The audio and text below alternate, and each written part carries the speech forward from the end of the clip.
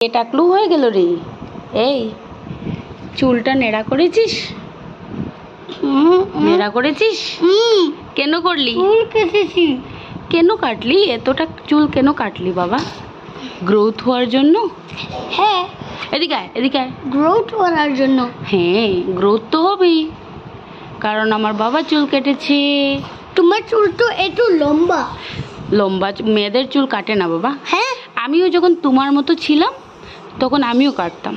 হ্যাঁ, এখন আমি বড় হয়ে গেছি, এখন আর কাটবো না। এদিকে আসো, এদিকে আসো, এদিকে আসো। এদিকে আসো। শুনো শুনো, একটা কথা আছে তোমার সঙ্গে। আজকে তুমি প্রথমে কি খাবে? আমার পার্কে যাওয়ার জন্য ইচ্ছে লাগছে।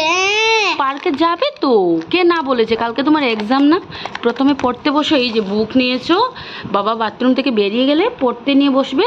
মার কাছে এখন টাইম নেই, আর তারপরে পড়াশোনা করবে। আর ভাই এদিকে কাটছে, মাকে টাইমও তো দিতে হবে ভাইকে।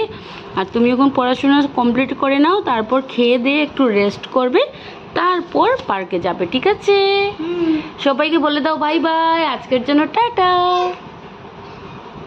বলো। টাটা। আমি